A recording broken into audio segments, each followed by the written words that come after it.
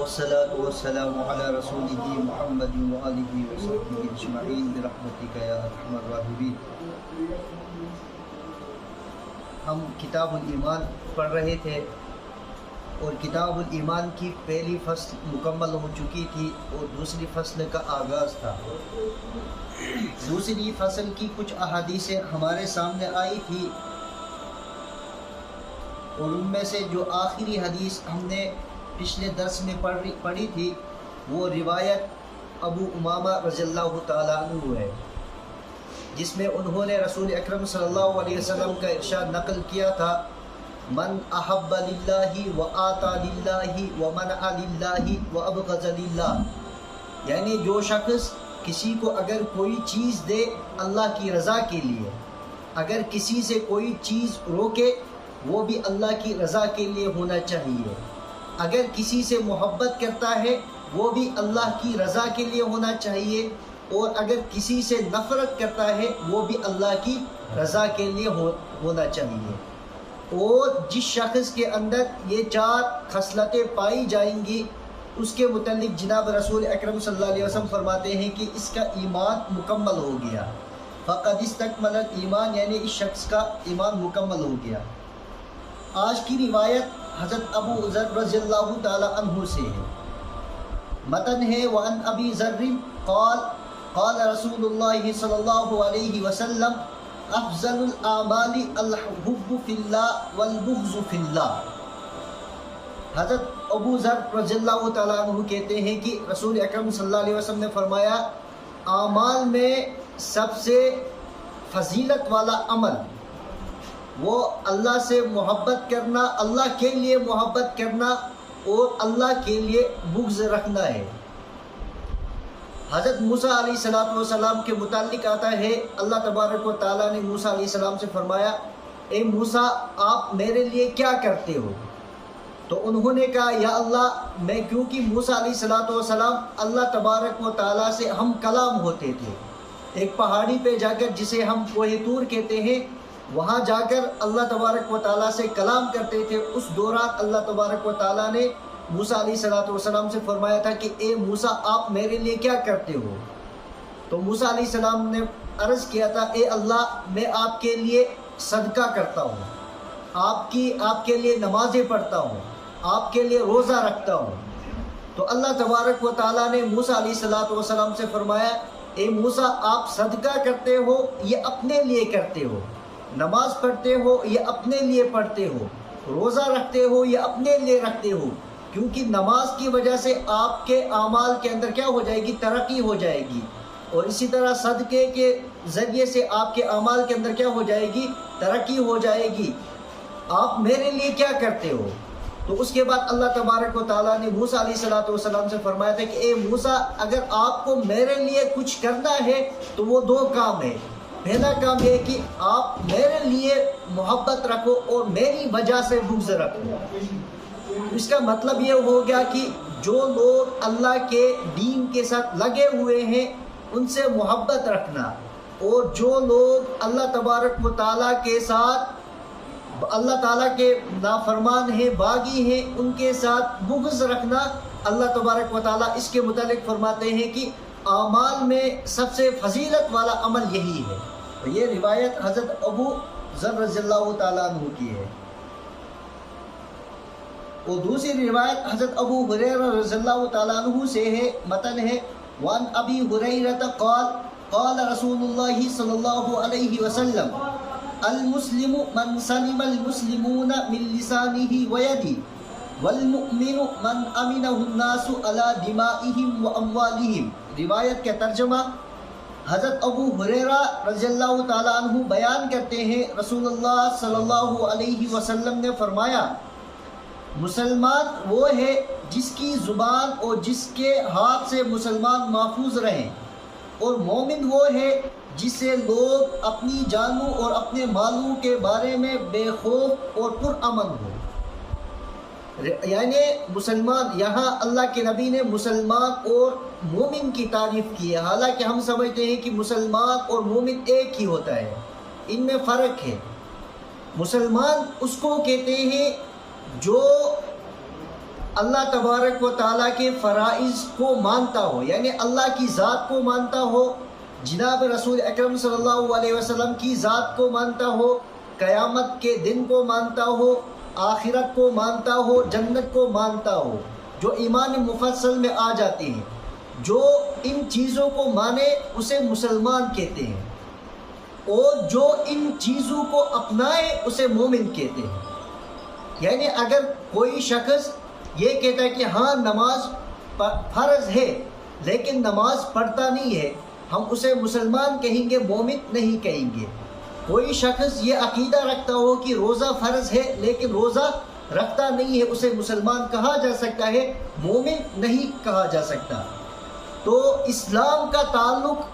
دل سے ہوتا ہے اور ایمان کا تعلق ظاہر سے ہوتا ہے، یعنی اعمال کو اپنانے کا نام ایمان ہے اور اعمال کو ماننے کا نام اسلام ہے۔ اعمال کو ماننے کا نام اسلام اور انہی اعمال کو اپنانے کا نام، اپنے اعضاء کے ذریعے سے، اپنے عمل کے ذریعے سے اپنانے کا نام کیا ہے؟ اسلام، ایمان ہے۔ تو روایت میں آیا ہے کہ المسلم من سلم المسلمون من لسانہ و یدہ، کامل مسلمان وہ ہے جس کے ہاتھ اور جس کی زبان سے دوسرے مسلمان کیا رہیں؟ محفوظ رہیں۔ اب یہاں کامل مسلمان یعنی مکمل مسلمان وہ ہے، اگر کوئی مسلمان ہے لیکن اس کے اعضاء کے ذریعے سے کسی کو تکلیف پہنچتی ہے، ہم اسے مسلمان کہیں گے لیکن اسے کامل مومن نہیں کہیں گے، کیونکہ کامل مومن نبی اکرم صلی اللہ علیہ وسلم اسے کہتے ہیں جس کی زبان اور جس کے ہاتھ سے دوسرے مسلمان کیا رہیں؟ محفوظ رہیں، اسے مومن کہتے ہیں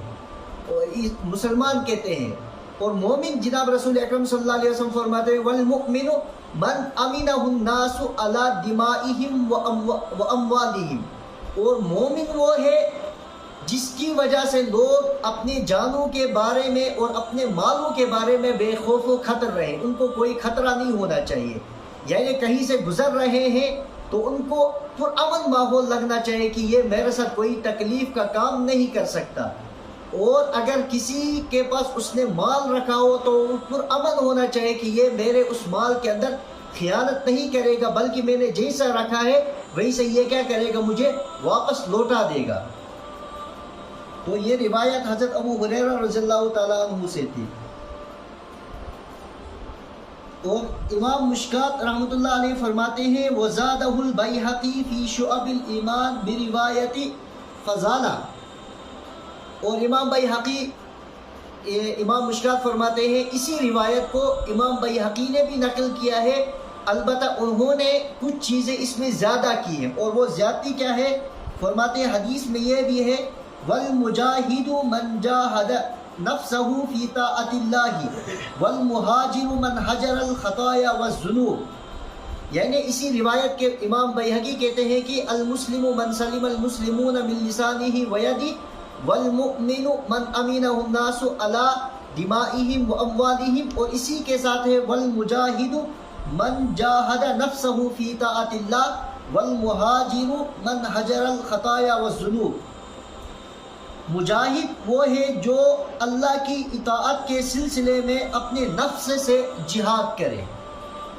اور ہجرت کرنے والا وہ ہے جو اپنے خطاؤں اور اپنے گناہوں کو چھوڑ دے۔ تو عمومی طور پر جب بھی ہمارے سامنے جہاد، لفظ جہاد آتا ہے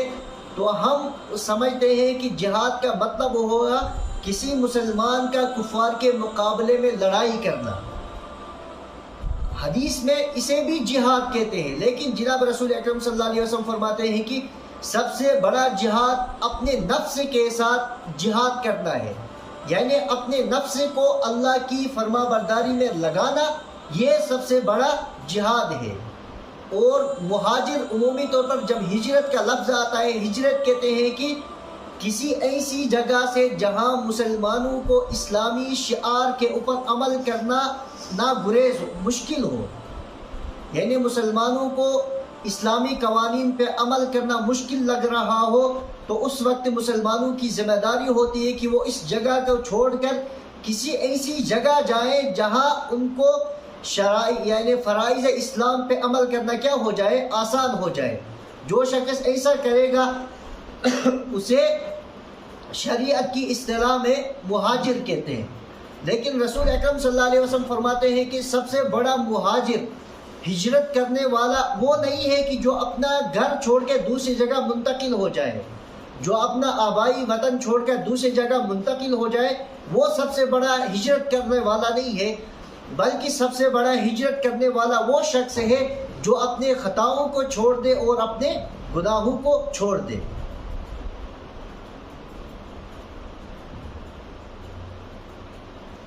اور اس فصل کی آخری حدیث ہے، یہ حدیث حضرت انس رضی اللہ تعالیٰ عنہ سے ہے۔ وعن انس قال فلما خطبنا رسول اللہ صلی اللہ علیہ وسلم الا قال لا ایمان لمن لا امانت له ولا دین لمن لا عہد له۔ حضرت انس رضی اللہ تعالیٰ عنہ بیان کرتے ہیں رسول اللہ صلی اللہ علیہ وسلم جب بھی ہمیں خطاب فرماتے تھے تو آپ صلی اللہ علیہ وسلم فرماتے تھے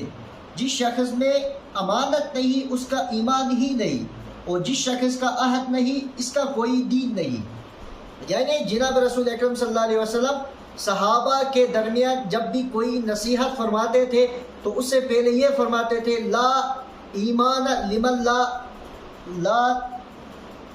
ایمان لمن لا امانت له ولا دین لمن لا عہد له، یعنی اس شخص کا کوئی ایمان ہی نہیں ہے جس شخص میں امانت نہ ہو، امانت داری جس میں نہ ہو اس کے ایمان کا کوئی اعتبار نہیں ہے، اور جو شخص اپنے وعدے کو پورا کرنے والا نہ ہو اس کے دین کا کوئی اعتبار ہی نہیں۔ تو اب محدثین فرماتے ہیں اس امانت سے کیا مراد ہے، یعنی جو حدیث میں لا ایمان لمن لا امانت له، تو اس سے کیا مراد ہے؟ حضرت علی رضی اللہ تعالیٰ عنہ فرماتے ہیں اس سے مراد ہے فرائض اسلام، یعنی شریعت نے جو 5 چیزیں فرض کی ہیں وہ مراد ہے۔ یعنی اب حدیث کا مطلب ہوا جو شخص ان 5 باتوں پہ عمل، ان 5 کا فرائض کو انجام نہیں دیتا اس کے ایمان کا کوئی اعتبار نہیں۔ تو دوسرے ایک روایت کرنے والے ایک محدث دوسرے ہیں، وہ کہتے ہیں کہ اس امانت سے مراد وہ وعدہ ہے جب انسانوں کو اللہ تبارک و تعالیٰ نے پیدا کیا، روحوں کو پیدا کیا، اس کے بعد اللہ تبارک و تعالیٰ نے روحوں سے ایک وعدہ لیا تھا، اور وہ وعدہ یہ تھا کہ الست بربکم، کیا میں آپ کا رب نہیں ہوں۔ یہ وعدہ اللہ تبارک و تعالیٰ نے عالم ارواح میں لیا تھا جب انسانوں کی روحوں کو پیدا کیا، پیدا کرنے کے بعد روحوں سے اللہ تبارک و تعالیٰ نے خطاب کیا تھا الست بربکم، کیا میں تمہارا رب نہیں ہوں۔ اس وقت جو کائنات کے اندر روح آنے والی تھی انہوں نے اللہ تبارک و تعالیٰ سے وعدہ کیا تھا بلا کیوں نہیں، بلا شبہ آپ ہی ہمارے رب ہو۔ تو حدیث کا مطلب یہ ہوا کہ دنیا کے اندر جب لوگ آئے اب انہیں اس وعدے کو کیا کرنا تھا، پورا کرنا تھا۔ جب انہوں نے اس وقت اللہ سے کہا آپ ہی ہمارے رب ہو، تو اس کا مطلب یہ ہوا کہ آپ جب دنیا کے اندر آئے ہو تو آپ کو اللہ کی اطاعت کرنی چاہیے، اور جو لوگ اللہ کے نافرمان ہوئے انہیں وہ وعدہ یاد دلایا جا رہا ہے کہ آپ اللہ سے ایک وعدہ کر کے آئے ہو تو آپ کو وہ وعدہ کیا کرنا چاہیے، پورا کرنا چاہیے۔ اللہ تبارک و تعالیٰ سننے سے زیادہ عمل کرنے کی توفیق عطا فرمائے۔ اللہ تبارک و تعالیٰ ہماری آخرت کو بھی بہتر بنائے۔